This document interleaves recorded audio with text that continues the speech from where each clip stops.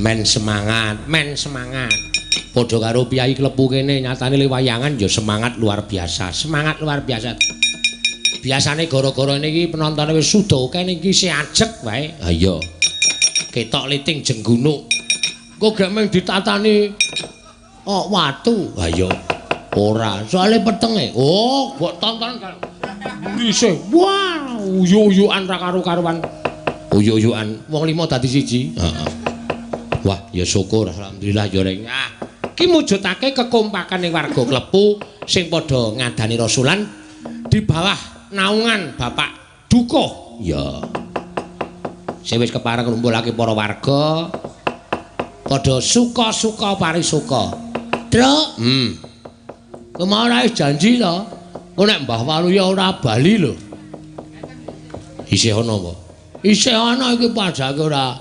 Kene Mbah, ngancani kene? Ya. Ngancani iki eneng apa-apane apa ora engko ditagi Mbah. Wis ta, rasa kuwatir nak tukoke rokok sesuk. Oh iya. Nanti Mbah Waluya. Eneng ta?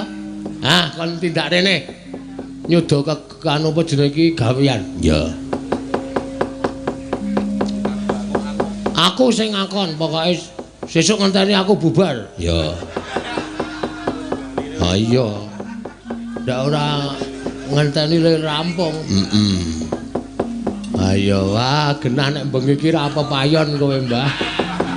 Cara klitian tekan kene. Yo. Ada? Nggih. Mesake ora. Ya ora apa-apa. Aku ki wong iki nganu kok, Mbah. Apa jenenge iki terbuka kok. Ya. Aku ana sing ngabari Mbah Waluya ana. Wis tak kon munggah ora masalah. Nggih, kula pun munggah. Sesuk tak jalukke panitia. Kula medun nggih. Kok medun piye? Lah jalukke panitia ya urung karuan kok. Wis aja kuwatir kowe ki ora percaya aku apa piye? Oh nggih. Iya. Kula ora nganggo apa-apa, kula sir kula arep menikmati wayang sewengi dek kaya ngapa sampean malah ganggu aku. Ora ganggu sampean kok njur menikmati sak penake dhewe. Sampean nek mayang cakro aku tok kon munggah tok kon bintang tamu kok. Padahal kene ra tau bintang tamu dadi glagep-glagep ning dhuwur. Nggih. Sing jeneng mayang iki beda karo ngadep penonton langsung lho, Mbah. Ha nggih. Aku nek ngadep kaya sampean ngono kuwi mentalku durung tekan. Nek ngedep kelir niki wis terbiasa. Iya, benten-benten kula kan ngedep kelir ngeten ya ora iso. Nek kok mayang cakro. Nah, iki ndak mengilih sampean kelirem. Nek kok kelir dhewe rak mboten. Oh, iya. Ademe ra ilok niki Mas Bagong. Nggih. Sampean teng pundi niki, Pak? Teng mriku wingking. Kok ora ngabari nek rawuh. Wah, nganti kaya apa dikabar-kabar kaya mau. Ben ngeten mane aku gumun arep ademe kok ngene iki sing ora gelem mentas. Sapa? Iwak laut ku cetha ademe kok ngene kok ora mentas. Mbok sampean sulup tok cekel tok kon. Ya ampun nesu aku ki ngomong sak benere kok. Aku ngomong iwak ki kan sabane banyu kok ora gelem mentas. Oh ngono to, tak kira nek kademen yo mentas. Oh nggih. Sampean kademen. Mboten. Wis ora gathuk iki. Sampean kademen basa. Kademen. Ah, kademen kok lek adus nganggo jaket. Iki yo nggo namu to ya. Arep tak nggo wis dienggo sik. Iya. Kok yo ana iwak bodho. Kok iwak bodho sapa? Nah wis kembung kok ora mentas-mentas ngono. Iwak laut jenenge kembung ora mentas-mentas. Iwak kembung kok ora mentas-mentas, ngombe banyu pirang-pirang kok ora gelem mentas. Iwak laut ki ana sing ora gelem kelangan pulsa bareng. Weh, iwak laut kok nggawa HP? Ha nggih. Iwak napa niku? Cumi. Kok cumi? Cuman miskol. Cuman miskol, cumi. Ora. Nggih, kula nuwun Mas Bagong. Nggih, Mbak Waluya. Jane kula meng ngarep rasulan kare nonton wayang. Mboten napa-napa. Sampeyan kok ya dengaren nganggur dagelan larise Raja Mak. Wawan pun buruh nggih gandeng jenengan ten mriki nggih kula nu kepengin tirakatan jenengan ora ngendika wayangan kok ora meng nonton wayang ning karo tirakatan. Nggih. Kula suwe ra nonton wayang wutuh kula nonton teng mriku Mburi Kelir. Wah, polahe jan jos. Salane nek nonton saka Mburi Kelir apik banget jenengan. Napa nek? Wayange obahe nu kaya obah dhewe ngoten. Ya, karang asline wayang ki nontone saka Mburi Kelir kok, Mbak. Asline. Asline nggih. Mula mbiyen iki rak geni iki rak obah. Nggih. Ubuk-ubukne wayang niku tancepke kaya obah dhewe iki. Nggih. Jenenge ayang-ayang. Oh, nggih, nggih. Wah, sindene tak rungokke ana sing saka Meduru, ana saka Banyuwangi, ana sing saka Majenang. Basane ya do beda-beda. Nggih to? Nggih, mujudake swijining persatuan. Nggih, Madura kula mbiyen NTB ne ya Saba Madura suwe. Sampean? Nggih. Berarti sapa Madura? Siji tok men. Napa? Niku nek wong Madura nek muni durung niku dorong. Oh. Muni durung dorong. Mulane blonjo nang supermarket sedina ora mlebu-mlebu. Amargane? Lah tulisane nggon pintu niku dorong buka. Dorong buka maneng arep toko. Ya mene kok dorong buka katanya ngoten niku. Oh, durung. Lah kene nek basa mriko ora dorong. Dorong nggih. Kula teng mriko ya tau bingung. Kenapa? Amargane nek ana wong lanang bengok-bengok bocah dikandani ra gugu ngono kuwi. Anakku panas mangane radiator ngono waduh. Ora semplok cangkeme aku. Mboten mangan radiator maksude radiator nek mriko radiator. Oh, radiator niku radiator. Lagi dong kula mulane. Ah nggih, kula ya wis tau dadi tukang parkir padu karo wong Madura kok. Padukane wong Madura? Nggih. Sebabe Parkir to mobil ngoten bar blonjo, kula tukang parkir, kula tampani belanjane, kula buka. Dibuka mesinnya ngarep. Loh, mesinnya kok ndak ada ini? Ini mesinnya di mana ini? Makanya ada mesinnya, tadi ada mesinnya. Terus saya bilang, nek PW niku mesinnya tenburi Mas. Oh, untung ada serepnya. Ngoten niku katanya. Padahal nek PW lak tenburi mesinnya. Ya. Niku asine sampean yo edan, medrone yo edan. Ketoke nggih. Padha-padha le edan, heeh. Ah, Mbak Walu ya. Wah, iso ketemu nang kene seneng aku terus. Nggih, kula nggih seneng niki. Ah, mesti seneng aku. Nah, sampean iki ditutke kok malah ngono to aku. Ngono nek sampean seneng aku susah, sampean kok susah. Ngono ya beda-beda. Iya, nggih. Ayo, karo diselani tetembangan nggih, Mbak. Monggo nek saged, monggo. Ayo, Mbak. Orisa saiki jumeneng Mbak ngancani Mbak Walu ya kae. Kene. Wah, iki suwe ra kepenuk, kepethuk karo Mbak Orisa iki. Kepenuk kok kepenuk. Wah, wong wedok iki anggere arep ngaduk wis barang-barang benakke wis. Ha iya, mesti benake jare. Ora ana sinden arep maju benake gendeng.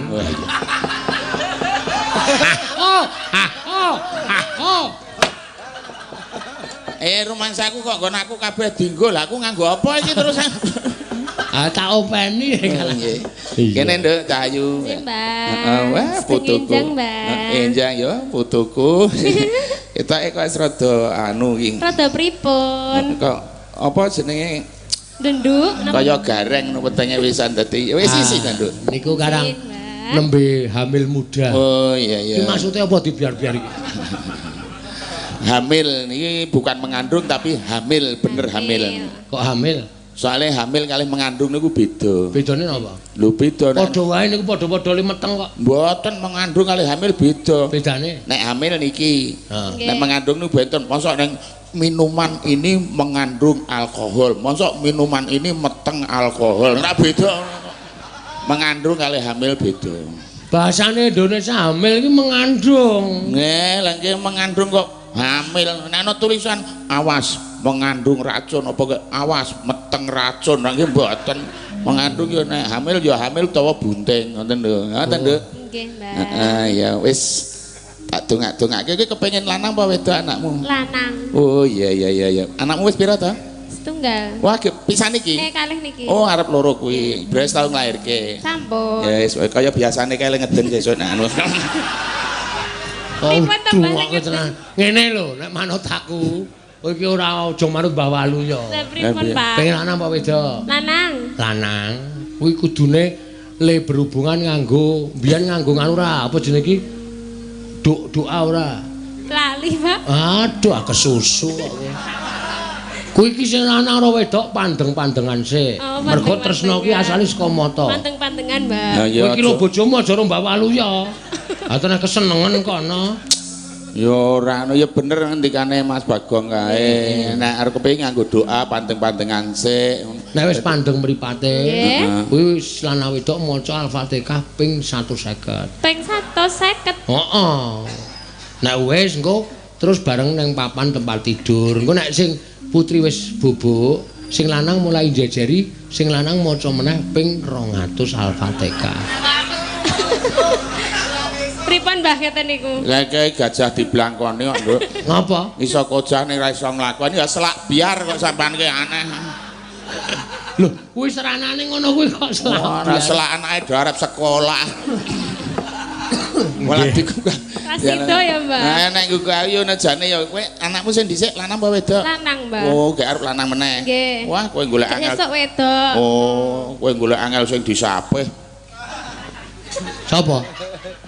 Golek anak lanang ki nek angel disapih. Ayo ora nek umur 2 tahun ya disape kok. Wah, lah anak wedok 2 tahun sapih leren. Nek lanang? Wah, arep tuwek kecok kumat kok ngayah. Kowe mesti nglakoni kowe. Wah, ya genah. Wong sampean kok mesti ngono lho ya ora. Iya. Ya kowe lagune apa, Ndang? anak anu sing apa?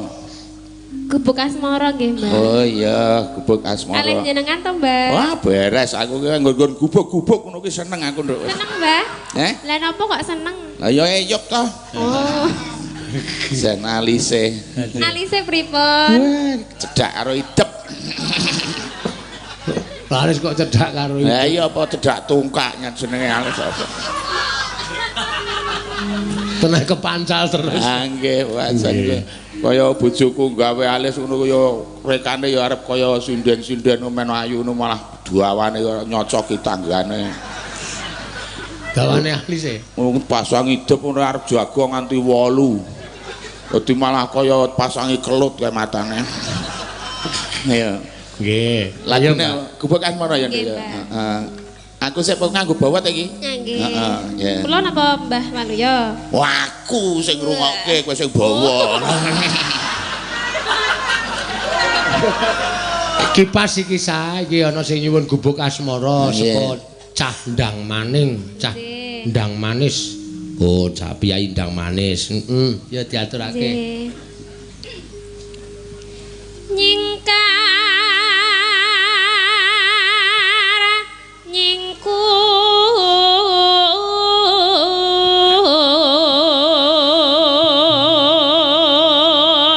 Apa pancen tenan ya, Mbak, nek wong meteng ki ketok ayune ya. Ketok ayune tur suarane saya banter. Piyai sepuh nek ngendikake ngono kuwi ta? Nggih. Oh, Tur suarane mesti saya meteng tua, saya banter suarane. sebabe Lah diwangi sing jero to ora men.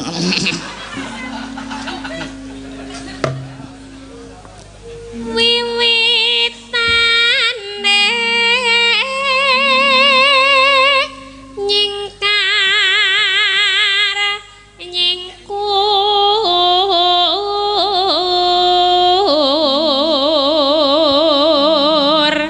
lingsam lingasam yanake mutan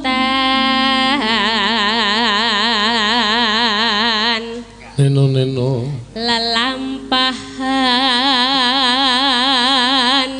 kang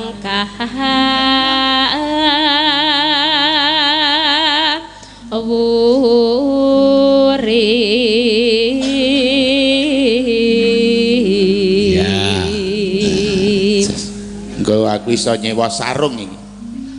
Nyewa apa? Niki sarunge katam lho sing tak nggo iki. Sarunge sinten? Katam wong kanca kula mriki ya gandeng kula nganggo celana panjang kene nyilih sarungmu engko 500 sama aku ngono. Lho, Dadi kula nyewa sarung niki mengke 500. lah kok wis ngarani sik ki piye mongko lek ku jagani ming 250 ya? Waduh, wis cilaka iki. Nyata merasida wis tak anu. Ya wis kok tak tombokane aja kuwatir. Waduh. Aku ku pradah kok. Padake cah tipis. Pas tipis. Ya. Tresno tulus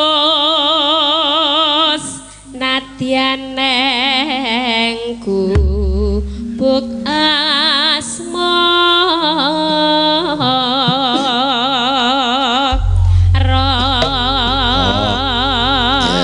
Ki ana sing nyuwun lagu Podang Kuning kangge sangu ngluruk teng Blitar. Oh, nggih. Kok Nekat. disendikani. Nggih, iya nak. None. Mangga. yen liwat aku kelingan gubuk kae biyen bangun leren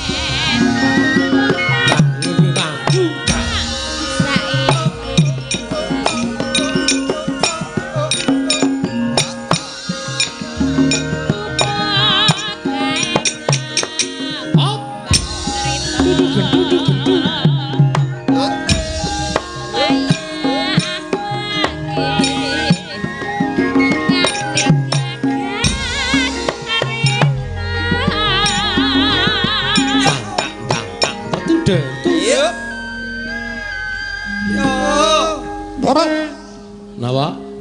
Apa? Gumun aku lambe kok iso berkibar kaya ngono.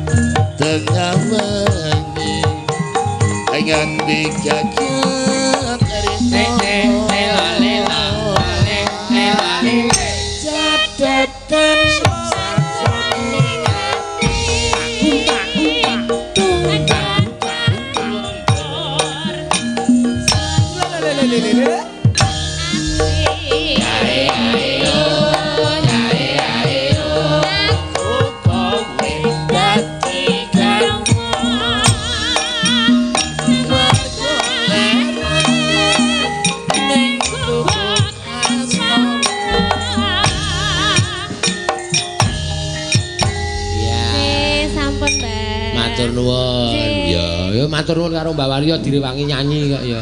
Pun nggih, Mbak. Iya, matur nuwun ya tak dongak-dongake lancar ya Nduk ya, sehat. Nggih, Mbak. Anakmu nek kowe njaluk lanang ya lanang tenan. Amin. Jane kowe iso di USG ketok lanang apa urung? Wis tau di USG? Urung. Ya sesuk ke USG ki. Oh, isih cilik. Dereng ketok. Urung ketok. Kene nggon aku ke cilik wae ketok. Moga ora ngawur kaya. Jenenge di USG ki ya wae 6 sasi 7 sasi kae di USG men ketok. Ya wis ngenteni nduk aja kesusu. Iya, wah matur sembah nuwun. Heeh. Ki ana sing nyuwun meneh Reng. Apa? Podang kuning. Ki sing ngarep ngluruk tekan Blitar. Nonton tekan Blitar sesuk. Heeh, ya wis ben ra apa-apa. Ya. Kowe saking tresnane karo wayang kok ya terus? Ya. Sinten sik nyentikani? Ayo sing ngurung-ngurung kuwi Mbak Tatin. Ayo Nduk, Tatin, ngene Nduk. Lho kae. Fansmu wis Tatin.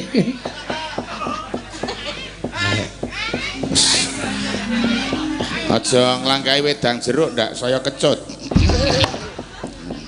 Kok iso? Nah ya mbuh pancen ngono kuwi kok wedang jeruk. Ya. Sugeng dalu, Mbak. Ya, piye Nduk kabare? Sae. Ya, syukur. Jenengan pripun? Ya kaya ngene iki sehat, isih iso kocah, mamah genah ya ngono kuwi. Cik tetep tua. Tetep tuwa ki awet tuwa timbangane kek dar gitu. Apa dar? Dar ya kaya ngono kae lah. Nggih. Ya kowe ngaturke podang kuning. Heeh. Arep sik nyuwun iki Tin, podang kuning. Ya. Oh nggih. Saya mesti kangkane. Ngapa e? Kowe kok guyu ngapa ora ana? Mboten, Pak. Ora kok.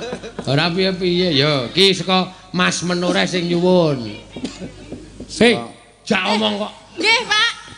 Pripun? Saka Mas Menoreh sing nyuwun Nggih, Mas Menoreh. anu arep bablas ning Blitar, Dek. Anu wonten sawere mboten? Ana, nya. Ndi?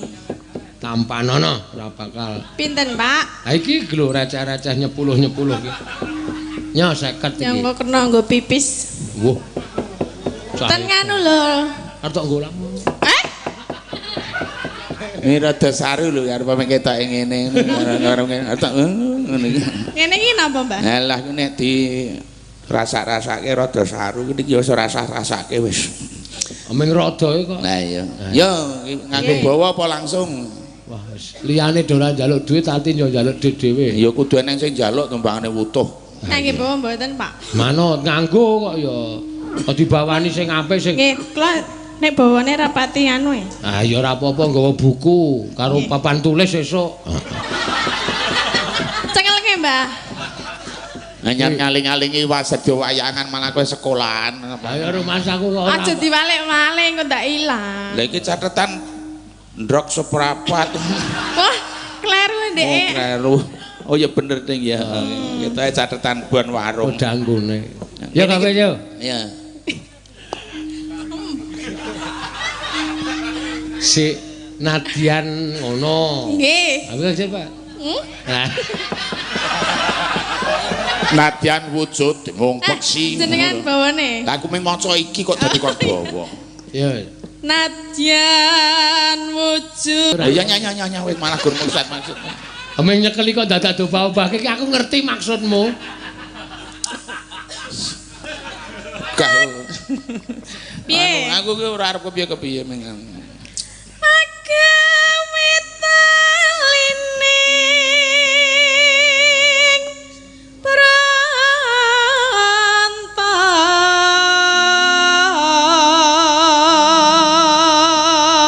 Sing dilarasi sing anu.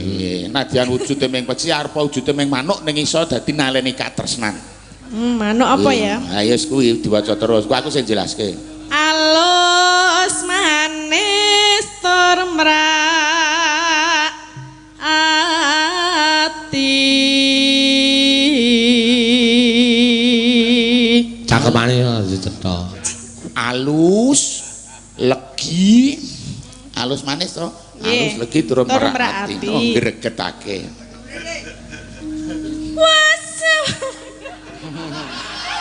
Wisnu. Wisnu menengah antil lho kowe kemanan. Ceceki wae kowe. Wasawi anggonku.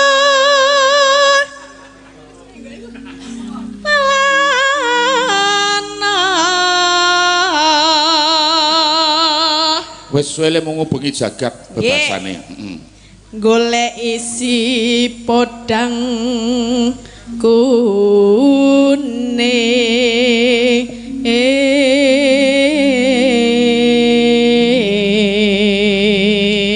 Goleki manuk sing kuning podang kuwi mau. Nek ireng piye? Wah, kuning wae. Iba bunga ing atiku. Dah senenge atiku. Nyanding bisa dadi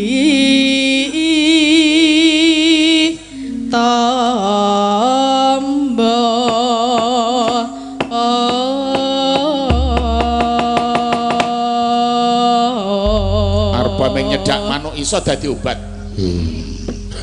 Wedang kuning. Nggih. Ya. Rada maju. Kene iki jemek sapa sing ngutahke wedang mong. Yen liwat, wis ngawur kuwi gubuk asmara. Oh iya, ya manuke kodhange nang gubuk. Heh? Ya. Wis iso aku aja meneh podang kuning, podang ireng wis iso aku. Esuk awan ning omah wis ora kerasa. Uyuran anggoleki sing tak sayang. Mabang miteran kanggo goleki. Ora krasa esuk awan nganti wengi. Maneman Yen nganti liya kang nyawang. Kleyang tak sawang mencok ning ngepang. Kancangan tak rindik saka kateman. Sarwi ngoceh dheweke ngelih becok.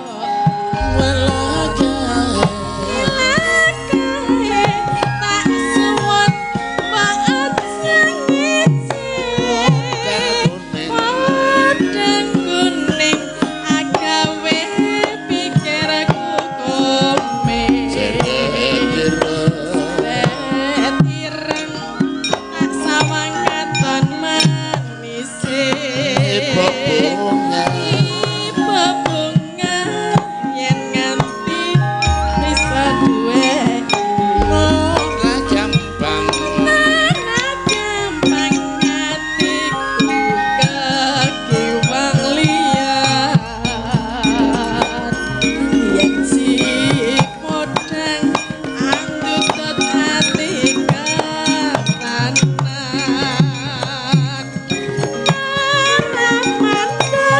Hatiku sen saya tak seranani sun pikat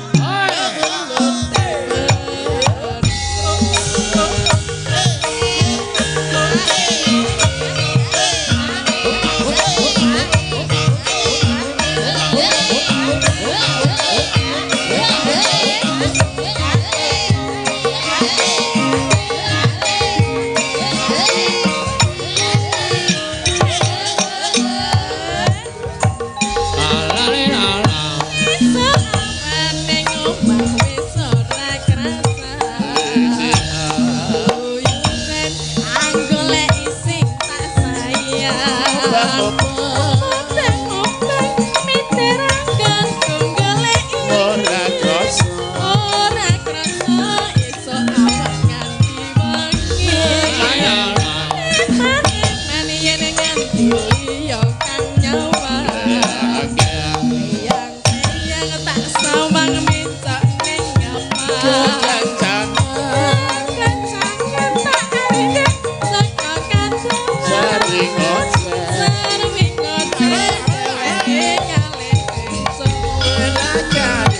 Lakae tak suwun maat nyangisi. Podang kuning agawe pikirku komeng. Ireng papan manise. Bebunga jadi duwe ora gampang kekiwang liyan. Podang anggolek sing tak sayang. Atiku sen saya seranani pikat kulut tiba.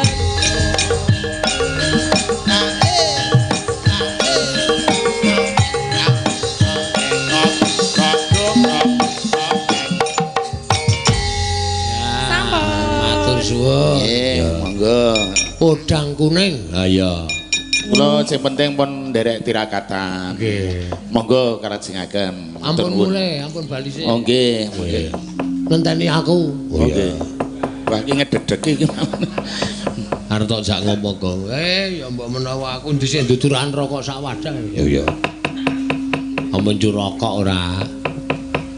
Ki lho Ndara Janaka kok malah ketingale Sungkawa ing galih. Bapak kok ya ngetutke nang mburine wae. Ha ya mbok aku ora ngerti. Janeng yaning talaka ngati langit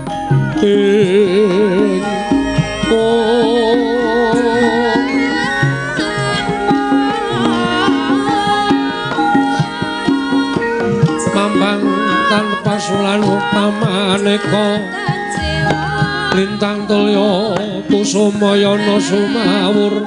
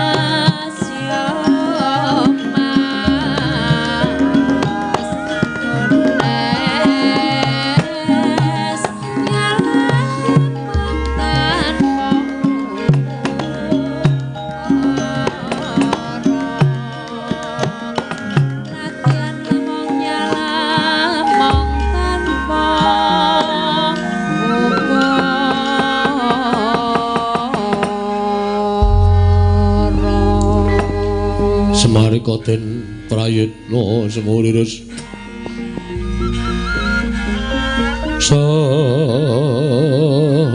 semuriris eko balik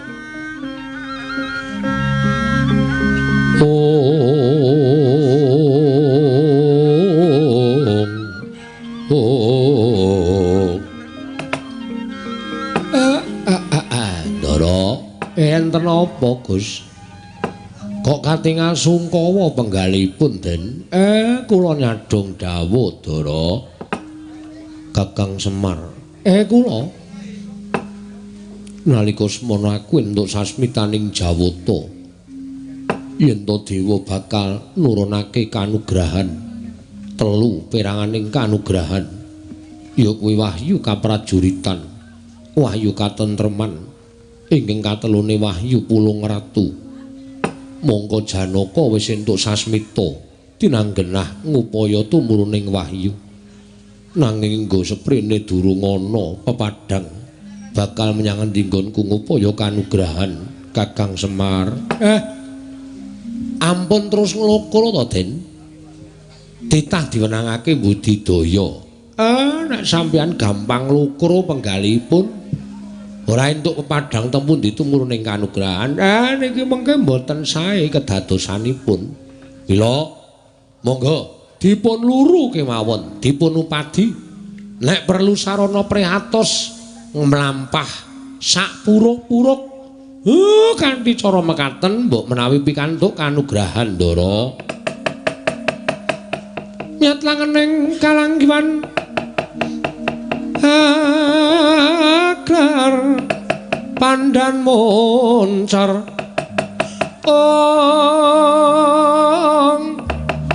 tinon ler kekonang surem sorot tetan padang kasoran bacaring purnameng kekono dasare mangsa katiga yata Kakang Semar yen to pancen kaya mangkono aku nedya mlaku sak puruk-puruk mbuh menyang nggone bakal nemokake kanugrahan Kakang Nayantaka niku langkung prayogi Ndara monggo den kula dherekaken Semareka den prayitna semune res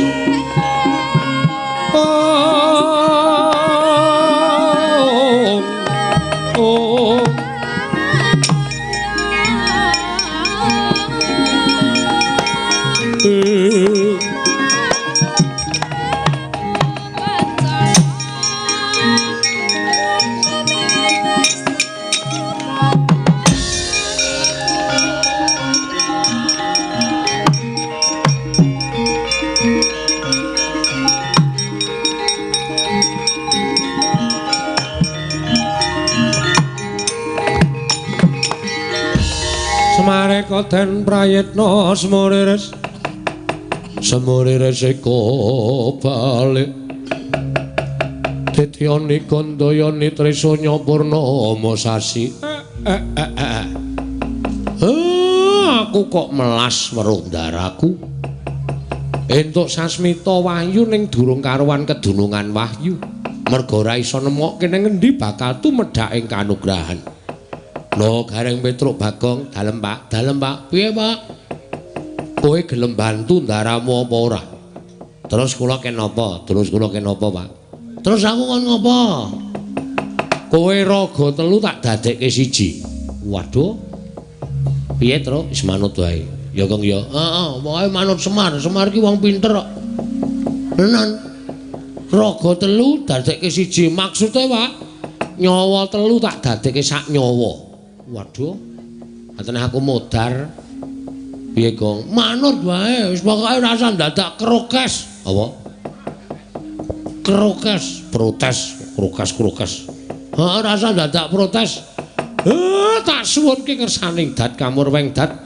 Muga-muga ketekan penjangkaku tole. Dityani Gandayani Trisanya Purnama sasi gilaraning tengah latar eling-eling titising Sang Hyang Bathara Ismaya sak ciptane dadi sak sedyane ana ilang wujuding Panakawan tetiga Nala Gareng Petruk Semawana Bagong ical wujuding putra Kilara Semar Badranaya ana gajah Dwi Pangga sak gubuk penceng gedene.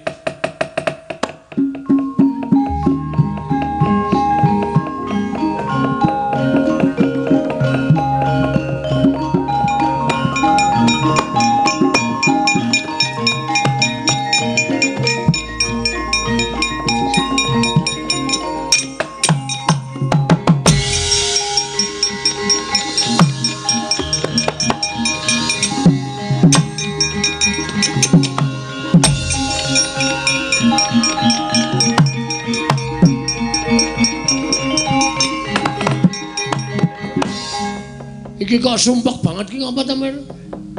Ora iki aku dadi bengkuk iki ngapa, Gong? Waduh lah aku kok malah tekan mburi dhewe iki piye iki? Kowe tak dadekke gajah. Wah, Reng. Truk. Kowe karo aku didadekke gabah. Wah. Oh budhek ora gajah. Gajah. Aku kok kaya tanganku menjulur mengarep ki telale wae ya. Coba tubahke. Oh iya, telale. Sikilku sikil ngarep. Oh. Aku malah neng mburi ngene sikilku dadi sikil mburi. Tanganku kok dadi teng telekuk ki buntut apa ya, Tru? Heeh. Wah, ngene kok.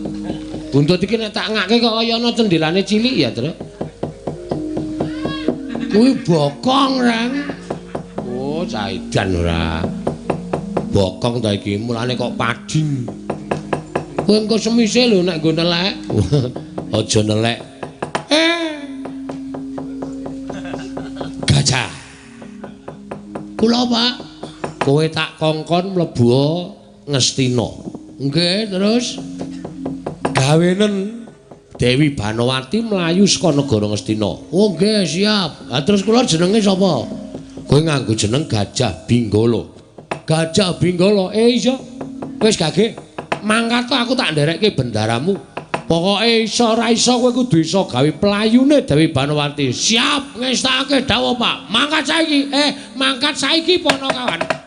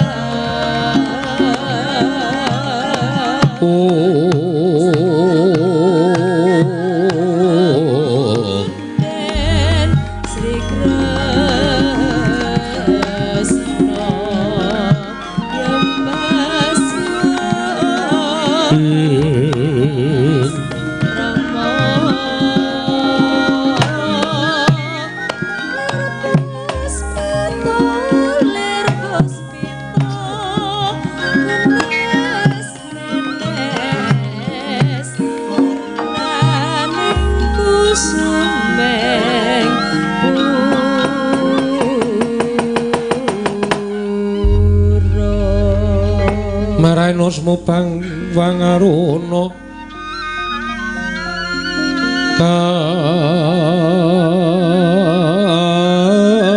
katinetraning uga rapuh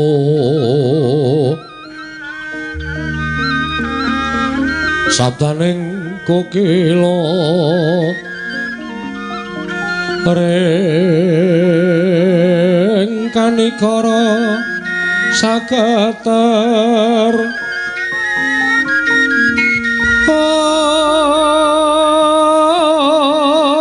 kini dunga engkung lir wowo sing pine panca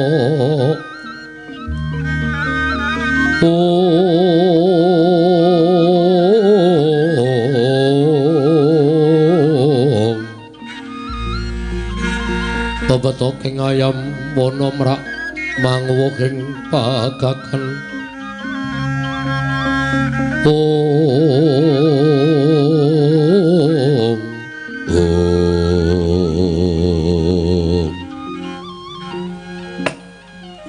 Om Mastuna Sidam karing bawana langgeng ora pangling Narayana ingkang Abiyantara. Ih, Pukulun. Sawu-sawu kalapatanipun ingkang wayah tadah wadana.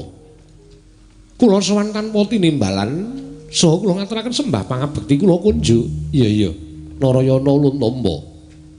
Baya apa ta parigawe dene jeneng kita sowan Ngabiyantara ulun. Pukulun. Jumbuh lan sasmita ingkang sampun kula tampi bilih Jawata badhe matedhakaken kanugrahan. 3 peranganipun inggih menika wahyu kaprajuritan, wahyu katentreman, tuwin wahyu Pulung Ratu. Pukulun.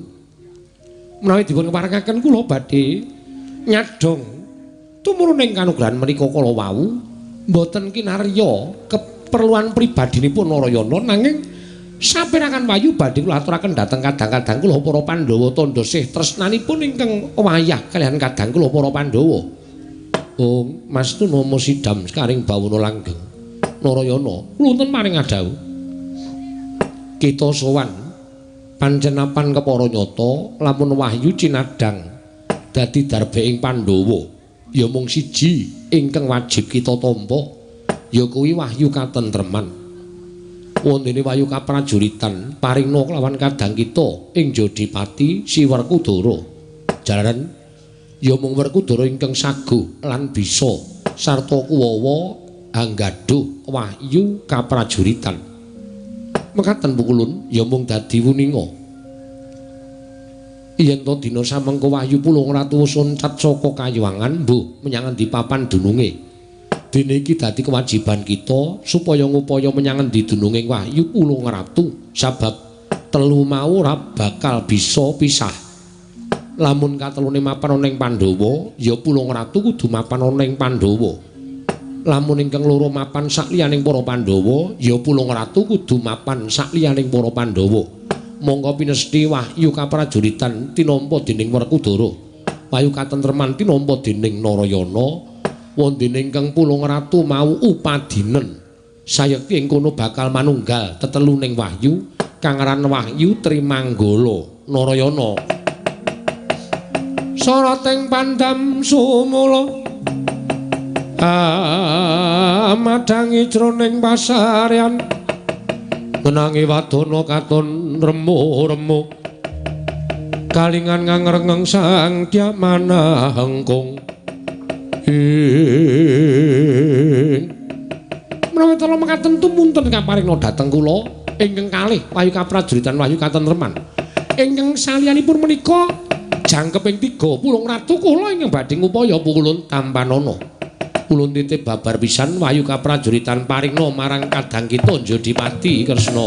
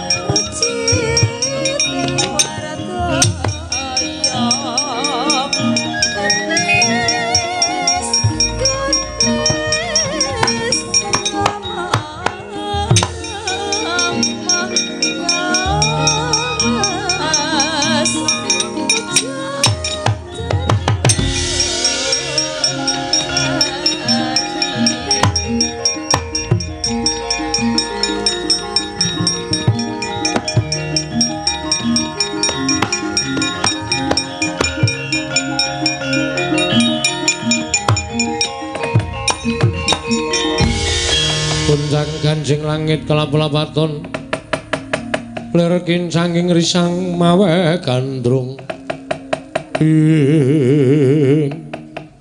iki ora pangling mayangkara kasinggihan mekaten Sang Hyang Bathara Wisnu sinuwun Ndarawati teka paduka manjing alamantara mayangkara wonten timbalan bot-boting upaya wahyu. Panjenengan ingsun wis pikantuk wahyu katentreman wondene wahyu kaprajuritan bakal ndak paringake marang Si Werkudara.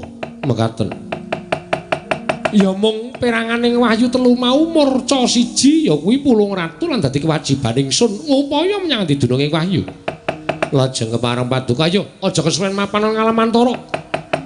Aku bakal bali marang ragaku. Larak ngaten sinuwun mangke mindak jagat menika geger suawi kula dherekaken sinuwun.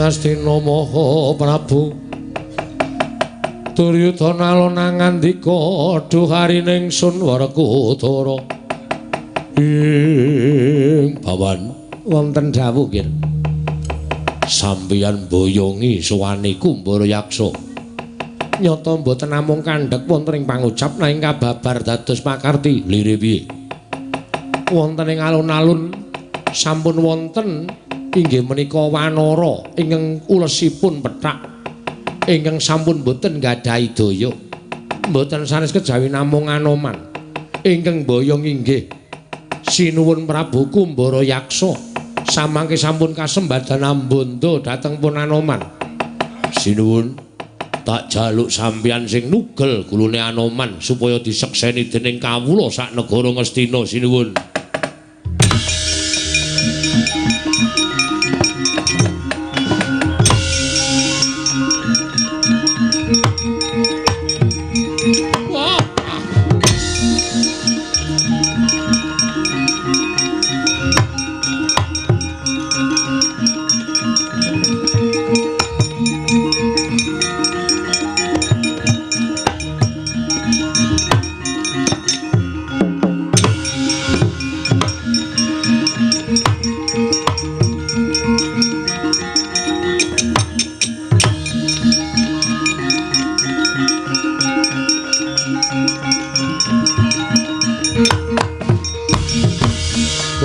Ganjing langit kelap-lapaton lir kincanging risang mawe gandrung wis ora iso glawat sajae kaya wis ora kedunungan nyawa sajaipun Anoman sampun pejah dipun perjaya dening sinuwun Prabu Kumbara Yaksa jagat Dewa Bathara kelong kekuwataning Pandhawa man manggoleke Bedama kula sabeti pedhang gulune Anoman.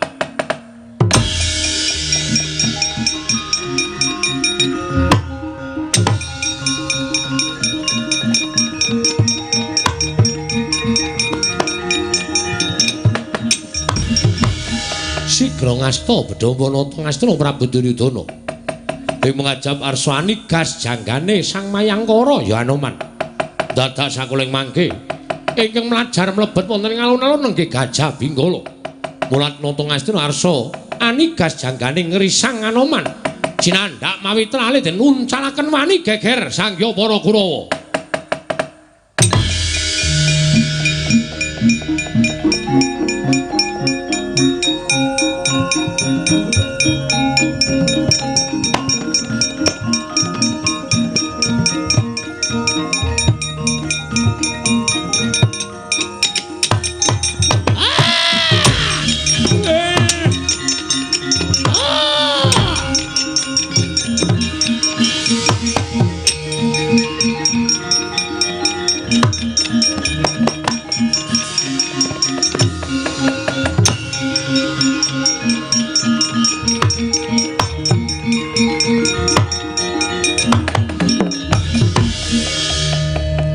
Yen ora saka pitulunganing gajah mau mestine wis remuk ragaku.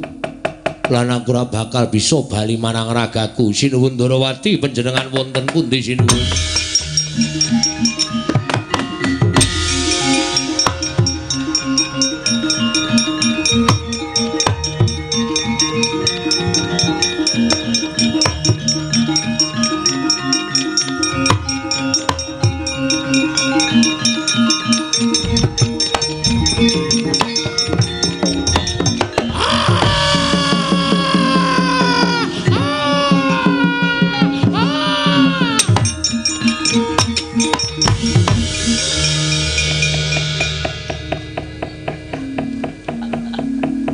Strayali binatang.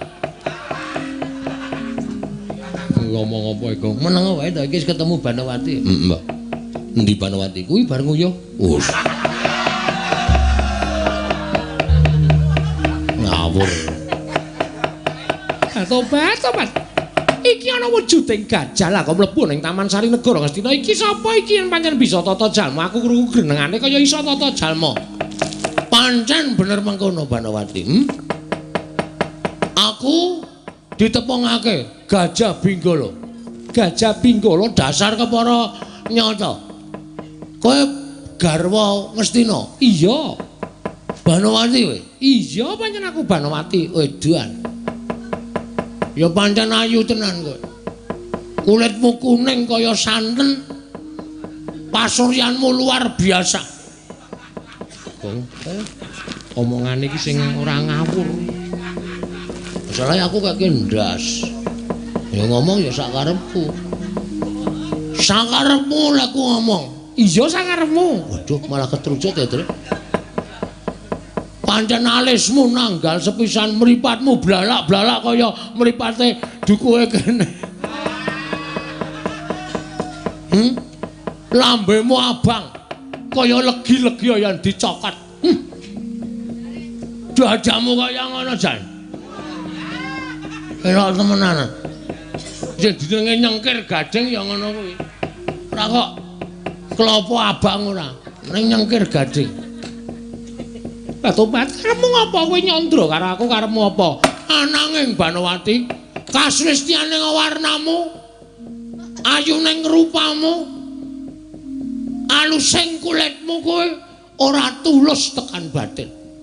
Tobat, gajah kok cangkeme kowe. Aja emosi, aja emosi. Aku denake cangkeme ora usah emosi santai Pak. Aku iki omong aku tak udut-udutan karo Gareng. Hah? Aku tak udut lho, ora rasa kowe iki omong kok melu udut-udutan ora. Aluse kulitmu, ayune raimu iki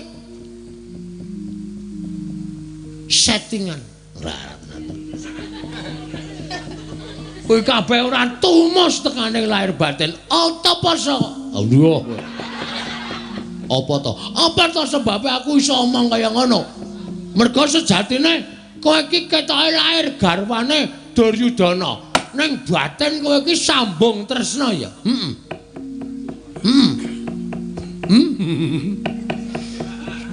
Kurang guyu. Sambung tresna ta kowe? Tobat. Kowe aja ngawur-ngawur. Aku sambung tresna karo sapa? Banyak. Jare menungso apa banyak? Banawati jangan aja guyon. Aku ora seneng guyon Banawati. Tegese akeh sing sambung tresna karo kowe. Kowe wong wadon sing gampang kepilut marang baguse wong lanang. Kowe wong wadon sing gampang keser-keser nek karo wong lanang sing bagus. Mula ora aneh nek kowe tresna karo Janaka. Lairmu kowe ning Ngastina, ning batinmu kowe ning Madukara. Kowe mesti ngladeni Janaka. Pendak Janaka tekan kene mesti lawange tak tulisi baru keluar, ngono ta? Men ora ana sing mlebu ning Taman Sari, ha ta? Tobat gajah kok lambene, ora lambene serius iki. Iya ora? Apa kaya ngono kuwi patrape Prameswari? Apa kaya ngono kuwi sipate Prameswari? Prameswari iki dadi patuladaning para kenya-kenya sak negara Ngastina mendha nulat karo Prameswari. Nek Prameswarine tumindake kaya ngono kaya ngapa kanane kenya-kenya Ngastina kene? Hah? Kok iso mulang ora Banawati? Iso mulang ora? Iso dadi contoh apa ora? Iso dadi patulidan apa ora? Kebangetan kowe Banowati, anak ratu kok lelemeran. Kowe iki anake Prabu Salyapati ing Mandaraka. Kudune ora duwe sifat kaya ngono. Lah kok dadi kowe wong wedon sing lobok kembene kendho tapie. Ngladeni karo Janaka. Parat. Tobat. Suaramu nglarani ati pancen tak sengaja. Nek ora tak larani atimu, kapan kowe impas apa terus? Maksudnya piye maksudnya? Eling lho, insap. Intap. Kapan kowe incap?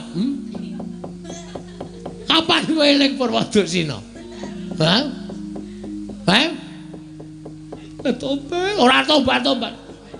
Apa aku kan duduhke pengen nepan sing tanggo ketemu karo Janaka apa piye? Aku ngerti aku. Wong aku ora tau ngomong-ngomong. Aku paham. Soale nang kono kuwi oke wiyaga sing wis tercatet nang kono kuwi pira.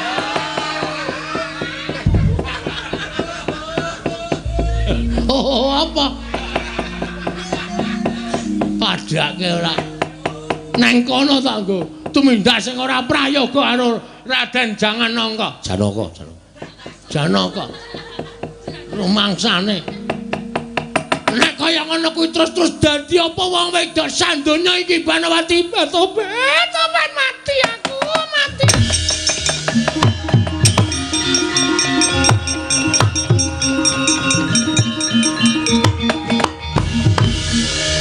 Wis mlayu to. Wis mlayu to wis. Ning kok aku malah teratapan ya, Gong. Sebabnya nek Banowati kae engko mlayune ning Madukara utawa ketemu Ndara Janaka.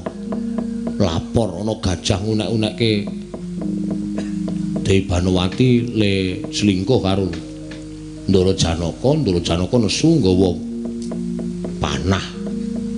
Mau sing dipanah gajah temancep ning sirah sikik, sirahe kowe to.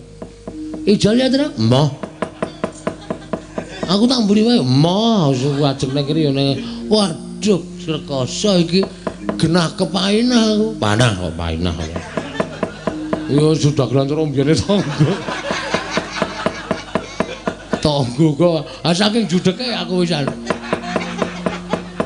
kepanah kok kepainah ora. Nah dipikir-pikir tetep lucu lho terus. Biayi mbiyen ki aneh-aneh ya kaya tibane painah lah ya mesti gelem yen ditibani. Yo doyak yo.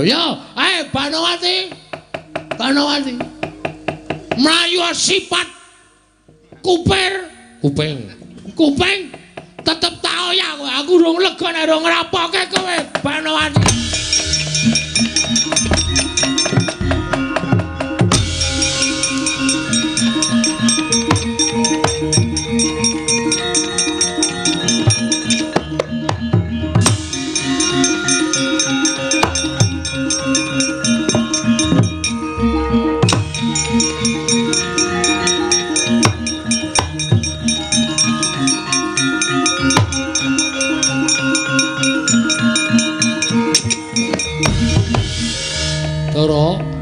Werkudara rampung ana nggonmu tapa Dimas? Iki pun Kakang sing prapta Dimas Werkudara.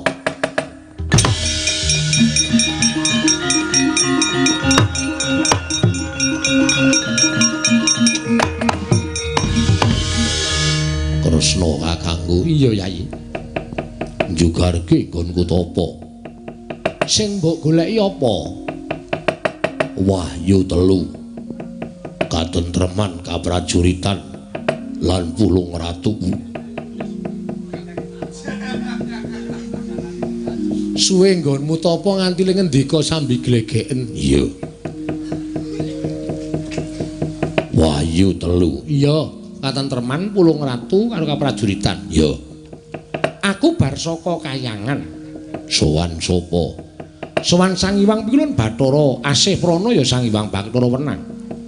Wis nggawa wahyu 2 Siji kateman pun Kakang kang kudu darbeni kaprajuritan kanggo Siadi. Wah, tenan apa piye? Werkudara tampanana kadangku Njodipati.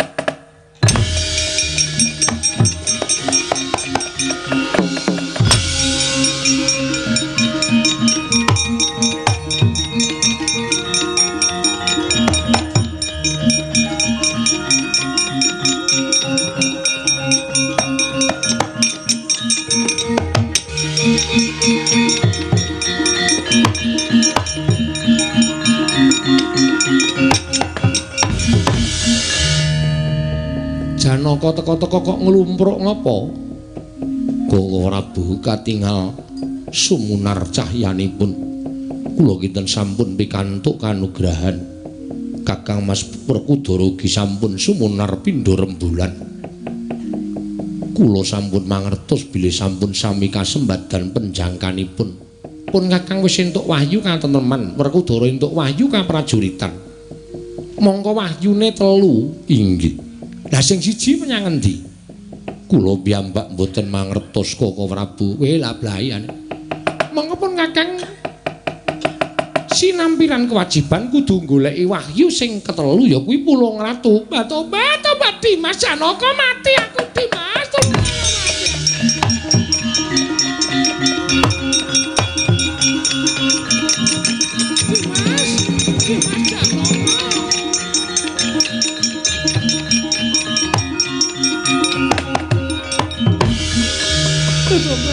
Dimas, aku tulungono Dimas, aku tulungono aku tulungono ya Dimas, aja meneng wae aku tulungono.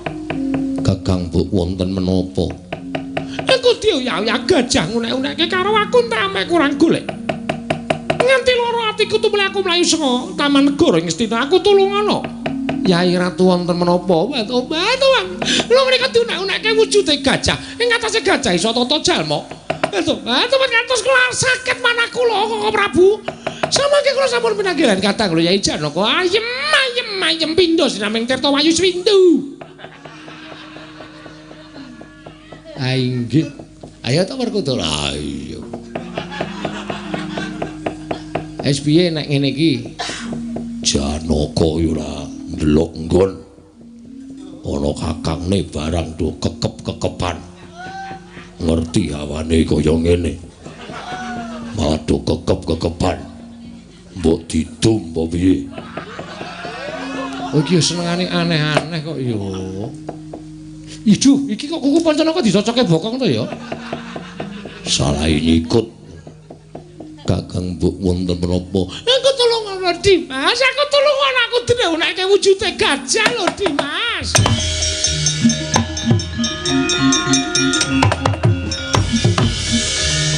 Dewi Banowati supe dawuhing dewa. Pikantuk wahyu mboten kenging singgolan kelan priya laminipun kawan dosa dalu kawan dosa dinten. Parandening mangke angrangkul ingkang rayi Raden Janaka. Wahyu oncat sang angganipun Dewi Banowati manjing angganipun Dyan Harjuna.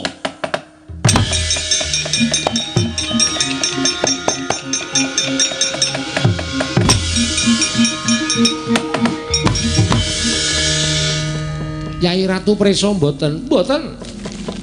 Kula menika menawi sampun ngrangkul Janaka menika mboten prisa menapa-napa. Panjenengan kecalan, tobat kecalan menapa? Panjenengan rak pikantuk wahyu to. Wahyu Pulung Ratu. Inggih. Wahyu oncat. Tobat. Wahyu oncat. Inggih. Kajengipun. Kula menika koncatan wahyu mboten napa-napa paton iso ngrangkul Janaka menika sampun wahyu pemarming ati. Edan. Werkudara kecilikan. Wah, edan. Dados koncatan wahyu mboten napa-napa. Mboten menapa-menapa, Prabu mboten napa-napa. Ha inggih sampun ngaten. Wahyu sampun manjing anggenipun Janaka. Kajengipun malah mboten napa. Kula ikhlas. Oh inggih ngaten. Lah inggih menawi menika ya ngendika tok mbok ya gek lunga apa piye? Oh ora ngaten to. Ha inggih. Wong ya ora ngerti kok Dara iki ora ngerti sanepa. Lunga. Dara malah mendono mripate. Lunga. Wah. Caidan. Dimas, wonten menapa? Aku kira entuk wayu rapopo atene iso memeluk kowe iki satane kaya. Rasane kowe entuk kanugrahan. Inggih, Kakang, Bu. Tobat. Kae gajahe Dimas, kae gajahe. Sanes truk. Tobat. Tobat.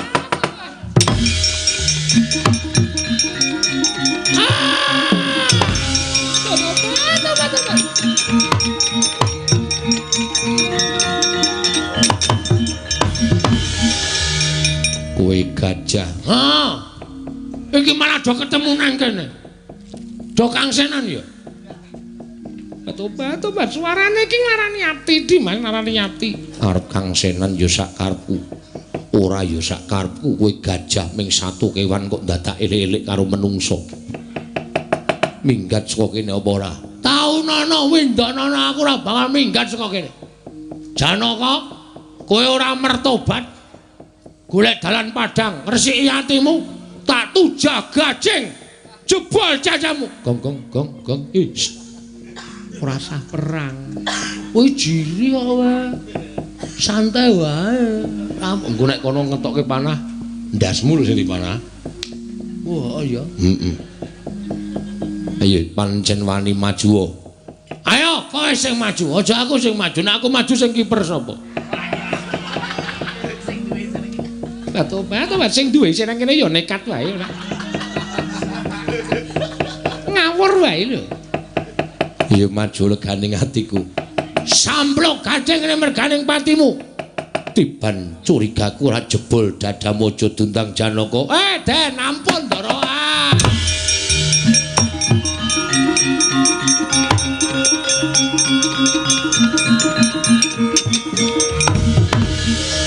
Kakang Semar nggih. Gajar tak pateni kok ora entuk. Ayo Dosalin. Nek ndaramu selak nesu pateni modar. Sapa iki? Sing gawe ya Mir ya. Digetak Petruk kuwi. Petruk. Senengane golek kanca. Aku ndeng ya, Truk. Ya kowe kok.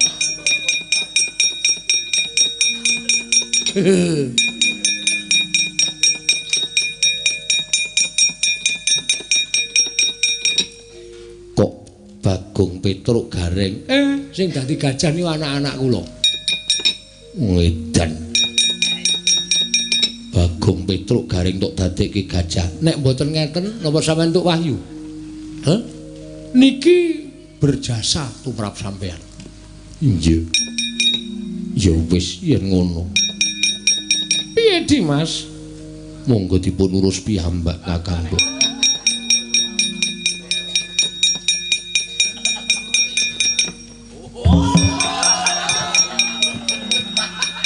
Semar wis. Kaya isa-isane ngingok lho.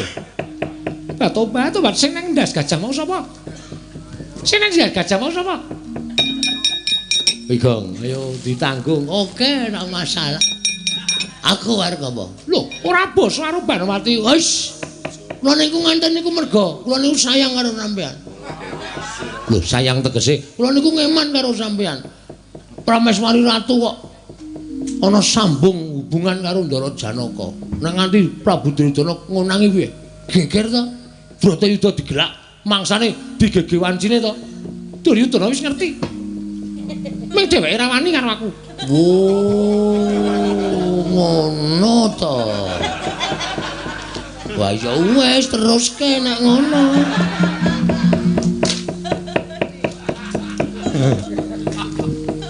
Ayo. Merdeka nggih. Merdeka cewek tak. Aduh. Iki jenggot dijabut sak gegem ora. Kowe bener-bener dadi gajah to? Menungso ora tatanan ora. Kae sing matane kok neker. Rene. Kowe mau dadi apa? Tembokong. Ora melu-melu mboten. Asli mboten melu-melu. Sampeyan niku ya dikandhani ngeyel. Sampeyan niku ayu, le ayu. Diasari ya pasuryane ya wah. Sapa sing ora kepincut karo sampeyan? Ayo, wah, ayo, wah. Nek dicandra wis ora bangkean kok sak tekem kaya ngoten niku lho. Apike ra jamak-jamak. Nggih ta? Sikile ya wah jane. Ya, ngono wis ora. Balowati, wonten dawuh. Neng kene malah. Iki lho dipun foto-foto wujude gajah. Gajah apa? Ora ning gajah, ngaku gajah. Gawe alasan ning ora nyata. Mulih. Kowe arep ketemu karo Janaka kowe. Mulih.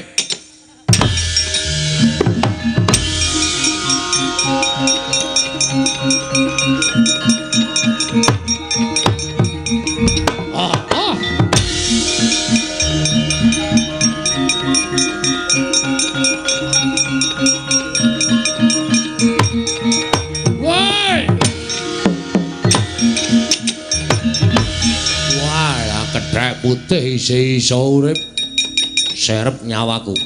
Kowe Kumbala Yaksa ya nganggo sandangan sewu ora bakal pangling aku. Aduh.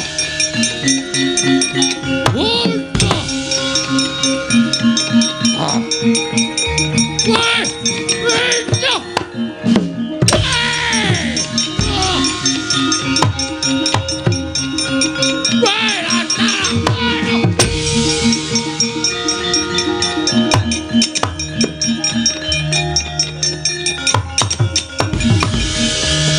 Jalmaning yitma pariyitma nek ora tak singkirke dadi maksiat lho rantak-rantak Kurawa ora bangke.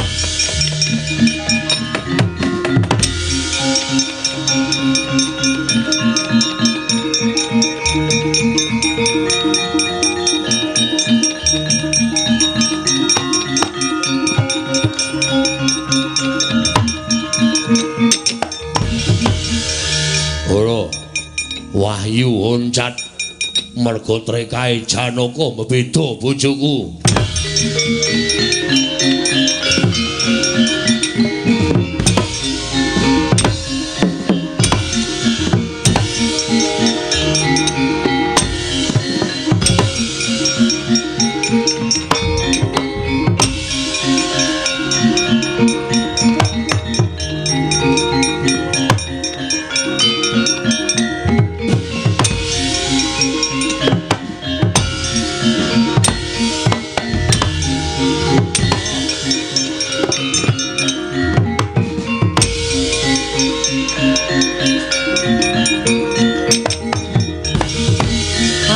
Madangi jagat tumungup-ungup paneng sapucaking wukir marebak bangsu mirat keneng soroting surya mekalan gunung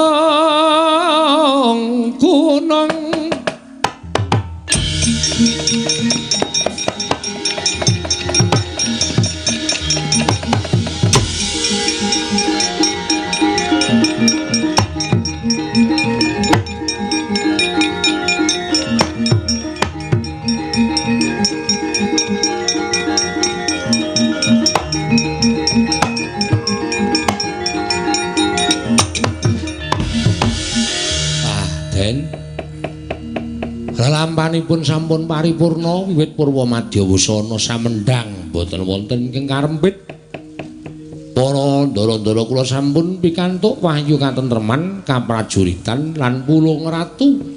Mugi-mugi pinardawa kamulyanipun ya Semar. Pungkasane ngatur sak paripurnaning pagelaran menika mugi-mugi sanak kadang mitra kawruh kula pepundhen kula sami lenggah wonten ing papan mriki. Pinayung ana ing kabagyan katentreman kesarasan lan ingkang langkung wigati nampi barokah ing Kewang Mahanasa ingkang tumpuk matikel-tikel ya Semar. Kula pribadi lan wakil ing kanca-kanca nek enten lepat lan wonten kirangipun kula nyuwun pangapunten jer kula namung menungsa limrah kedunungan ina lali salah apes lan mati. Mugi-mugi pinardawa anggenipun sambet pemitran menika Ndara. Ya Semar.